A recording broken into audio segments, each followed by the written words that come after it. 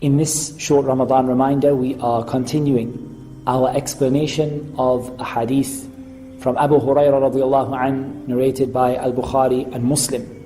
In the early part of the hadith, the Prophet sallallahu alaihi wasallam says that Allah Azza wa Jal said, and then we talked about how fasting is for Allah Azza wa Jal alone. And then the Prophet sallallahu alaihi wasallam continued telling us what to do if we are facing argumentation or obscenity, and how we avoid those when we are fasting.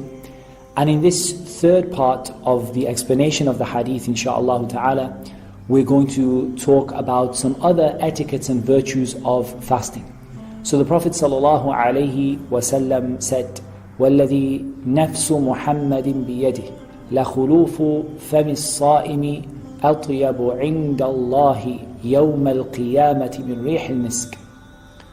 The Prophet ﷺ said, by the one whose hand the soul of Muhammad is in, I swear by Allah, the smell that comes from the mouth of the fasting person, the breath, the smell of the breath of the fasting person is more sweet smelling or better smelling or more beautiful in the sight of Allah on the day of judgment than the smell of musk.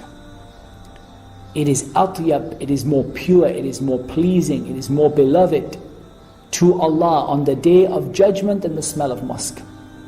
All of us experience some hardships when we are fasting. Some dryness of the mouth, some bad breath, some, hunger pangs, and sometimes we find ourselves in a little bit hard situation, a little bit dry mouth, our stomach is rumbling, we are not having a nice taste in our mouth. But we need to remember the virtue of this beautiful deed that we are doing for the sake of Allah Azza wa Jal. And that this dryness of the mouth and this smell that comes from the mouth is more pure and beautiful in the sight of Allah than the smell of musk. Because this is a smell of obedience to Allah Azza wa Jal.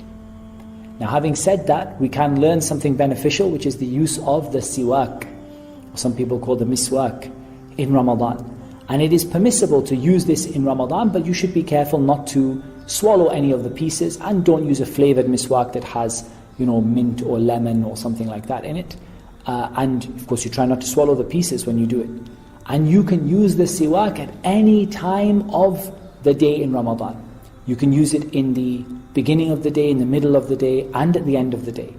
And this is something which will help to bring you some relief from this, but it will keep this beautiful smell that is so beloved to Allah, will not go with the miswak completely. Because like Ibn al-Qayyim rahimahullah ta'ala and others said, it comes from the stomach, from the hunger, from not eating and from not drinking. And so the siwak will not remove it completely, but it will make you feel a little better about yourself, and still you have that huge reward in the sight of Allah Azza wa Jal because of this hardship that you put yourself through for His sake and for His sake alone. And in the next reminder, inshaAllah ta'ala, we will conclude this hadith, and Allah Azza wa Jal knows best. Wassalatu wassalam ala nabiyyina Muhammad wa ala alihi wa sahbihi ajma'in.